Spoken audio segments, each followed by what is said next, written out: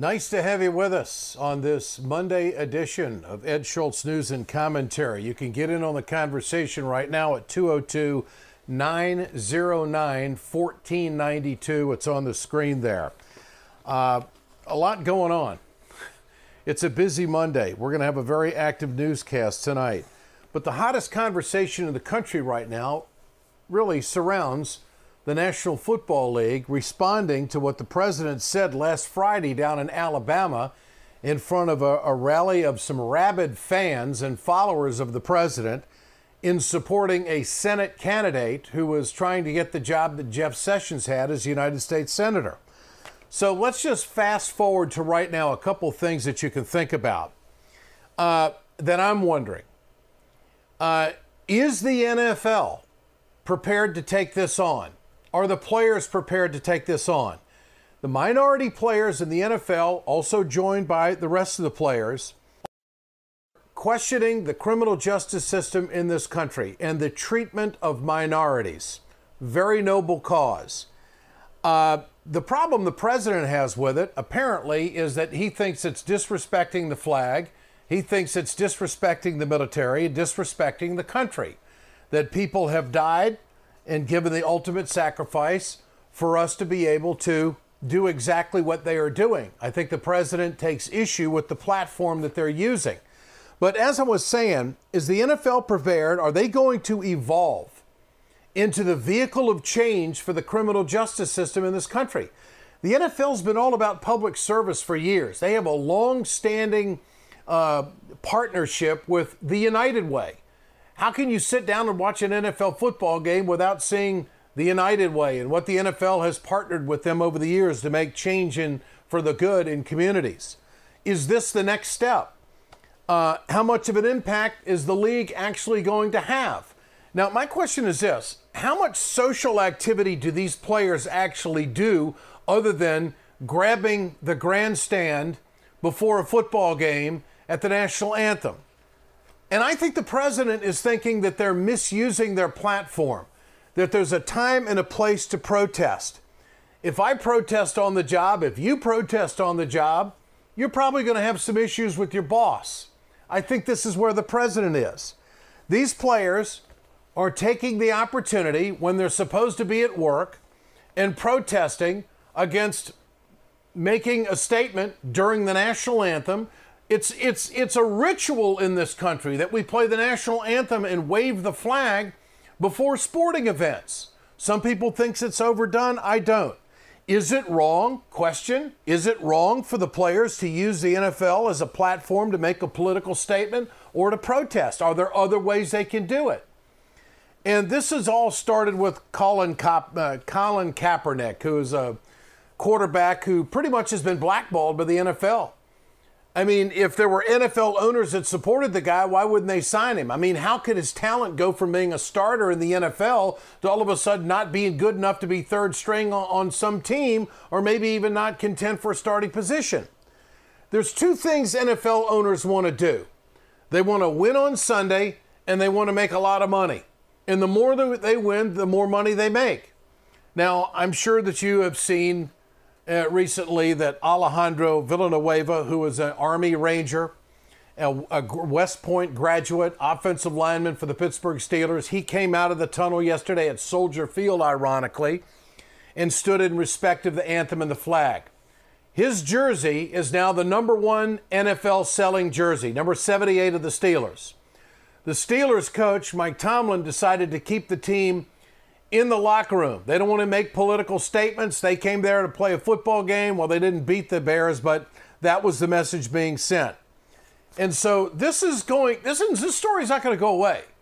This story is now going to be either one of revolt or it's going to be one of the beginning of real social change in this country. And the president himself has fueled this unlike anything I've ever seen before. So you may have some comments on this at 202-909-1492.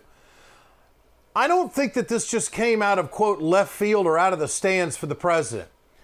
The president, I believe that he thinks that there is a problem with these players doing this. In his mind, he's not against freedom of speech, but in his mind, he can't comprehend why these players would do this.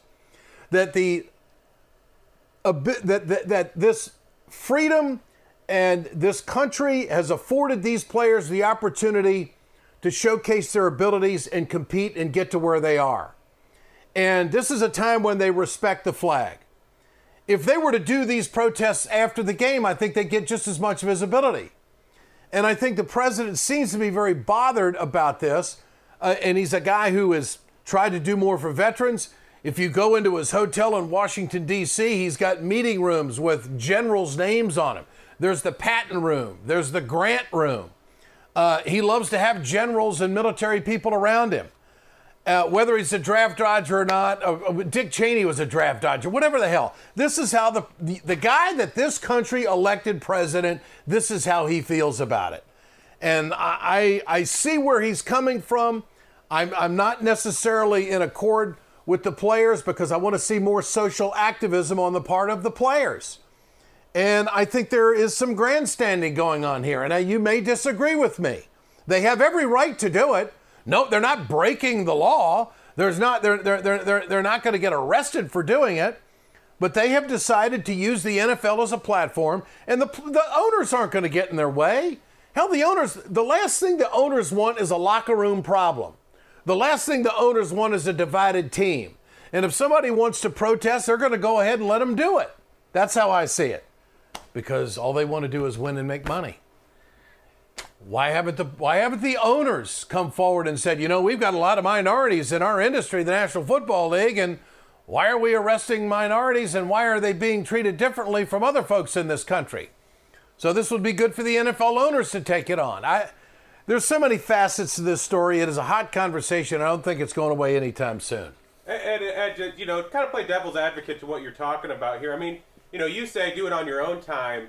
But the fact is that these players are held to, as if they're working all the time. They're held to this high regard. They're supposed to be role models. And you may say that that's a poor role model. Absolutely. No, I don't think it's a poor role model. That doesn't. A poor role model would be somebody who breaks the law.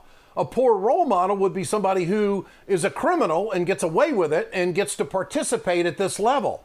And so, but I didn't mean to interrupt your question. Oh, but I was just going to say, they're held, everything they do is kind of being on the job. They're a public figure. They're not, while you may say in the stadium that's their actual work hours, they kind of always are. If I go get a DUI, it's going to be news. It's the fishbowl we swim in. It's the profession. As they said in The Godfather, this is the profession that we have chosen. That's really what it is. Let's go to the phones. 202-909-1492. You're on Ed Schultz Facebook Live. Hello. Go ahead. You're on with it. Yes, sir. Go ahead. Yeah, this is Hillbilly Jed from the Facebook group Democracy Rising with over 120,000 members, and our group is behind this movement to kneel at these football games, and they're even calling into question, should we even have an anthem at a football game? The flag itself is not being disrespected. What's being disrespected in this country is social injustices, and when we allow that to taint a flag, the flag does not represent the American people in the totality. It is representing a certain part of the American people. And I think, honestly, what needs to happen is that people need to come to the comprehension that here in the United States, we need to deal with a lot of social injustices that's going on, police brutality, putting people in jail, not enough lawyers for poor people and stuff. And I fully support what they're doing, and I think it should be on a grander scale. All right, let's back up a little bit. I appreciate what you're saying and understand your point, and congratulations to your group for doing what you're doing. How can you separate the flag and the national anthem when it talks about the Star-Spangled Banner? When it's talking about our flag still standing there. I don't think you can separate the two. That would be my only point of contention with your position on that. I don't know how you can, have the national anthem and separate the American flag from it. Let me ask you this. Is there merit to what the president is saying? Is it about respecting the country? respecting the flag, respecting military service. What about that? The American flag is a piece of cloth, and the national anthem is a set of tunes, of notes. No, I would disagree with you on all that. It's not. It's a symbol. The flag is not a piece of cloth. It's a symbol. Okay, then let's go back and symbolize it to the slavery. How much does that taint the American flag? How much does killing genocide on the Indians? How much does that taint the American flag? When does it become so tainted that people's going to say, "Hey, let's stand up and rewash this thing clean again"? Well, I think you got to understand. But I would offer to you, sir, that the country's come a long way since the things that you've just documented. And I think instead of disparaging the progress the country has made and understanding and respecting the freedom of speech in platforms where it's going to get its most use, I think is vitally important. Tell me more about your organization quickly. I mean, where does it come from? What's the basis? Who started it? A lady named Betty L. Plumley started the group. It's called Democracy Rising. We have over 120,000 members, and it's growing. Okay. It's grown this much in about 8 months. Okay. And we are a Democratic group. We push for Democratic candidates and stuff of that nature. Okay, very good. Thank you. I appreciate your call very much. Our number is 202-909-1492. Let's go back to the phones. You're on Facebook Live with Ed Schultz. Hello. Hello, how you doing, man? Good, sir. Oh, yeah. You know, this thing is clearly Donald Trump. He knew what he was doing when he was saying this stuff, man. These players had every right to protest. I know. I mean, come on. What is going on in this country? Man, you can't even protest now, and people get upset with you. I mean, if people out here getting killed in the streets, getting by police officers, and what we supposed to do, just sit back and say nothing? You know, and then, you guys don't complain. You're millionaires. Why do they always have to equate this with money? How much money you make? You know, if a man is getting, if I'm one of these players and I see my people being abused and oppressed, I'm going to speak out and say something. Okay, no matter how much money I'm making. All right, you're the perfect person to ask this question. The way you stand on this, is it wrong for the players to use the NFL as a platform to make a political statement? I would assume that you would say no, there's nothing wrong with it, correct? Right. Okay. Nothing wrong. Okay, then what should they do after the game? What should the NFL players do? Now that they've stood up and made their statement and they have taken a knee, well, I don't know, what does it mean if they take a knee during the anthem? Does that mean that they don't respect the anthem, or raising the fist? There's a couple different. Hold on a second. Hold on. I'll let you talk. Okay. There's a number of different things. What's the difference between taking a knee or being locked in arms or raising your fist or whatever? I don't. There's a lot of signals going on here, and I just want to get them straight. But whether it hurts or helps the league is immaterial. I don't care about the league. The game is the game. I want to know, where does it go after the protest? Your thoughts on that, sir? Okay, my thoughts is that what they're trying to do is raise awareness to say that just because we play football, man, we're still human beings, and we still are susceptible to the same things that go on in the everyday life of black men all across this country. Okay. And they want change. That's what they're trying to get people to realize. Just because they make a lot of money. Just take Michael Bennett with the prime example. He went to the fight the other night. He had a gun pulled out on him. Okay. Just because he's a black man. Okay, I mean, come on. So this goes back to my original question. Is the NFL going to evolve into the vehicle of change in our criminal justice system in America? I mean, how strong are these players going to be, and how much of an impact are they going to have? Your thoughts. What do you think about that? They have a voice just like everybody else in this country. They can.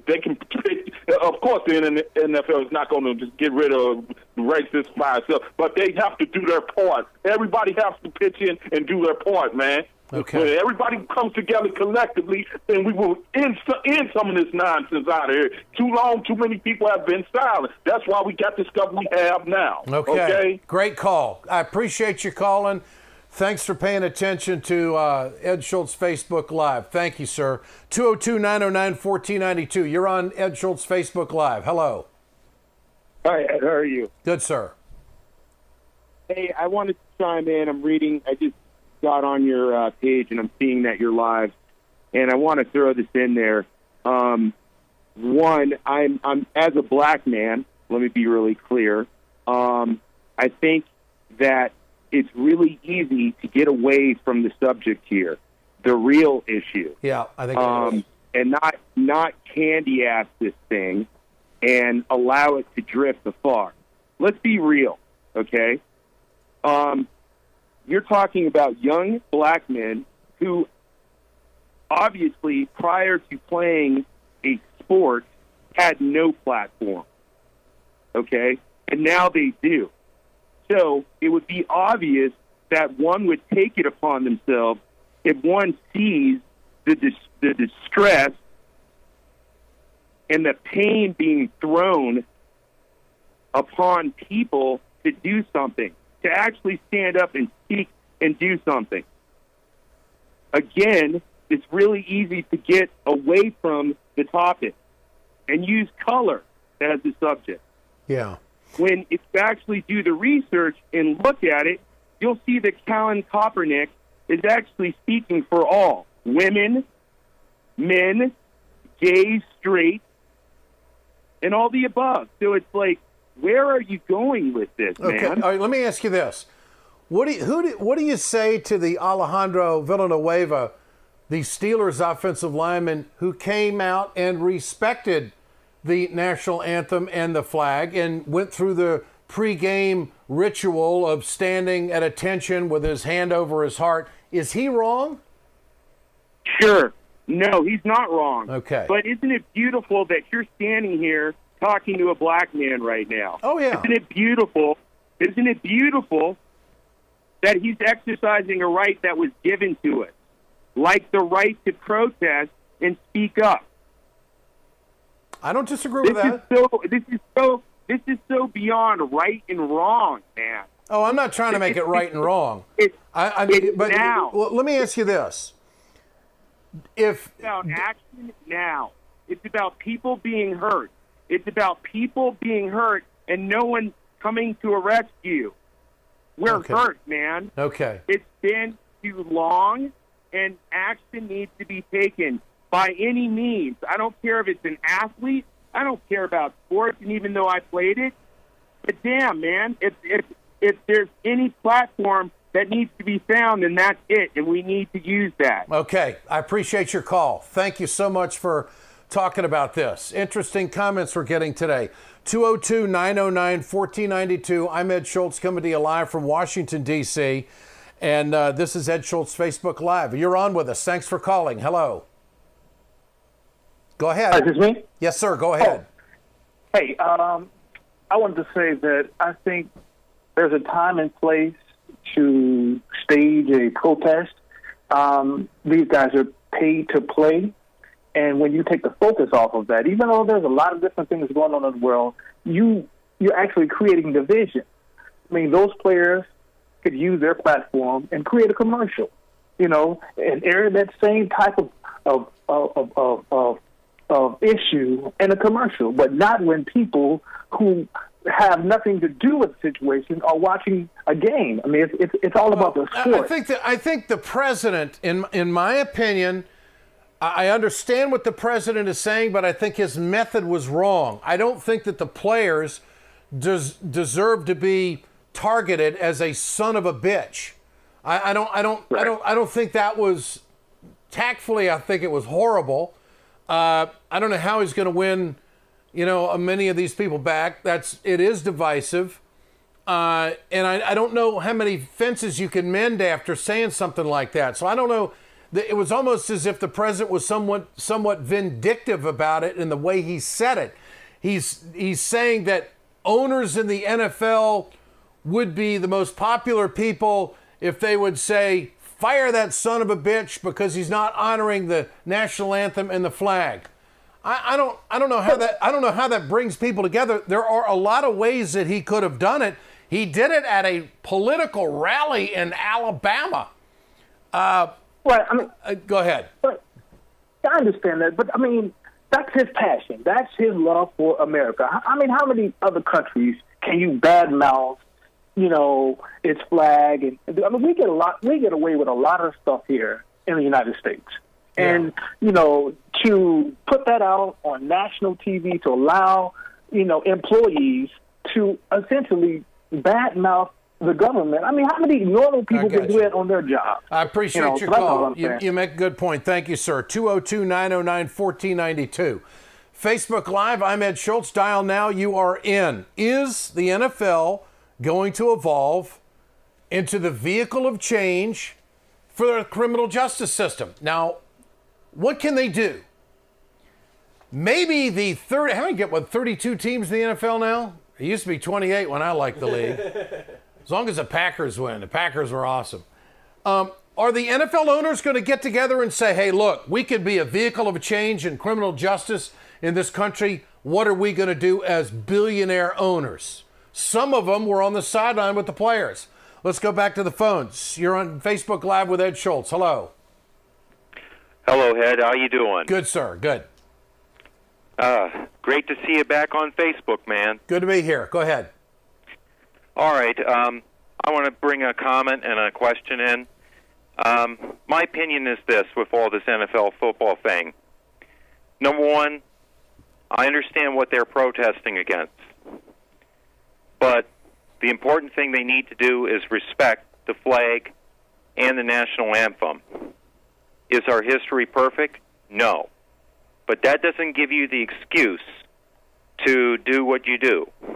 You have to set an example. You have to show people that you love your country, but in the aftermath of your protest, you got to back what you're standing up against.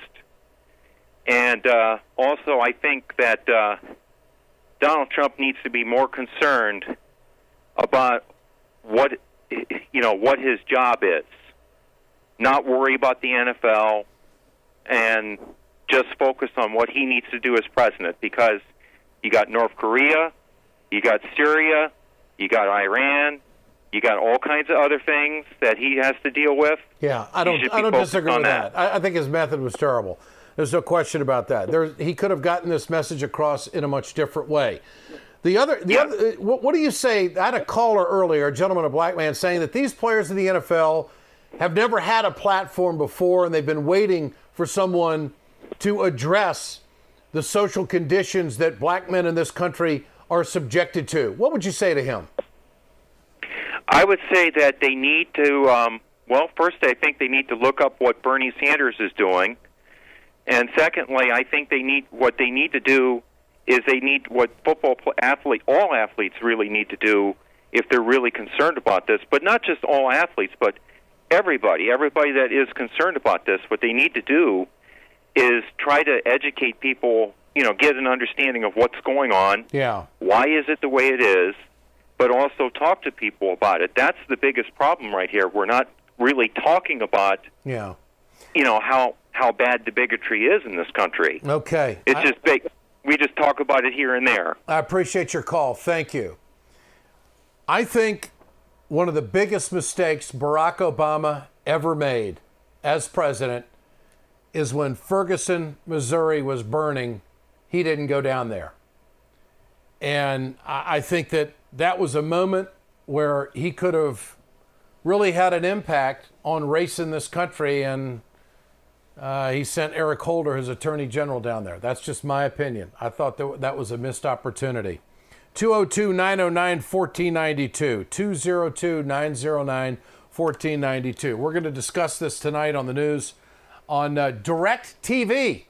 For those of you who are wondering where the Ed Show is, you can now find it on RT America, Direct TV, channel 321, 8 o'clock Eastern, 7 o'clock Central.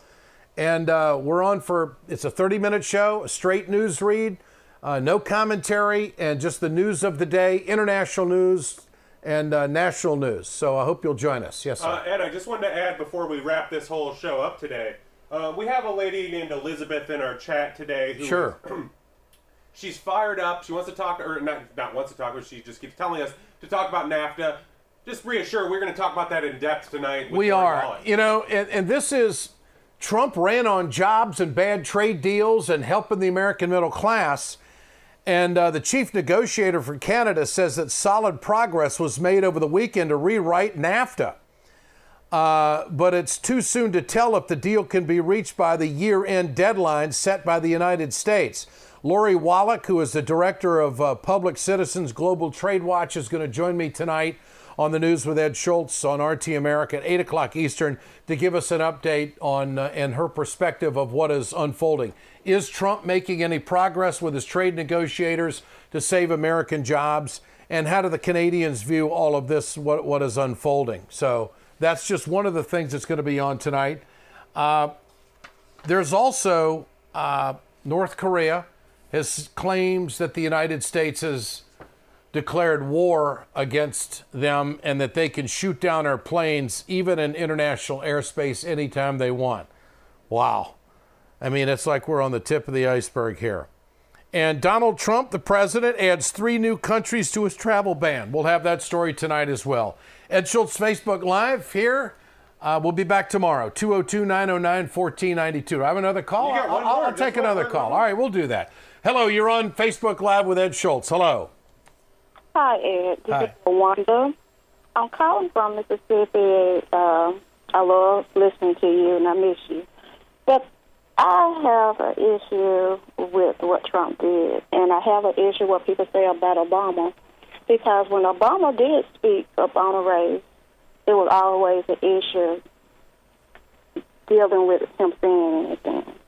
But it seemed like with Trump just, like he's just trying to set this country on fire, race and everything. And I think people don't comprehend, and I'm an African-American female. I go through some of the same things that African-American men go through. Sure. Going to a store, people watching you, thinking you're about to take something. You freak out, your kids freaking out when the police pull you over.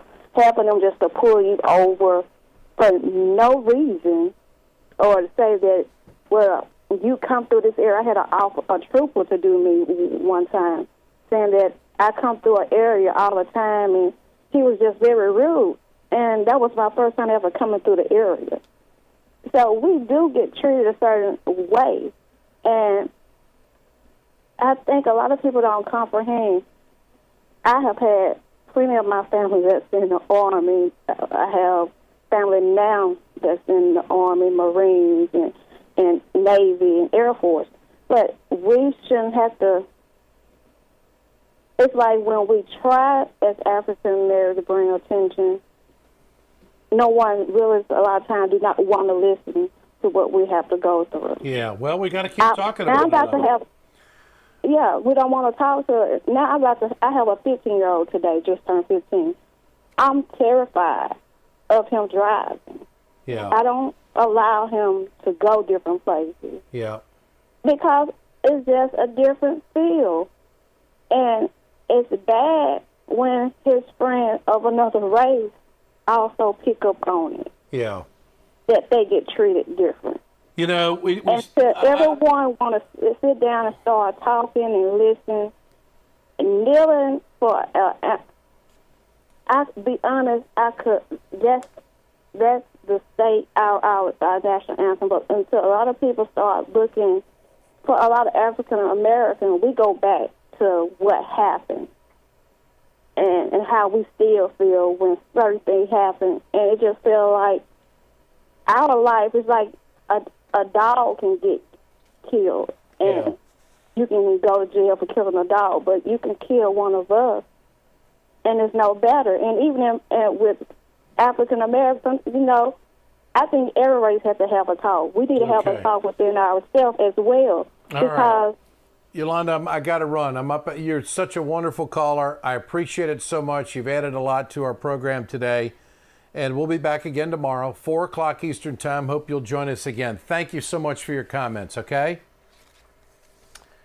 202-909-1492. This could go on for hours. I'm going to do it 30 minutes again tomorrow. Join me back again. Ed Schultz, Facebook Live. Have a good one.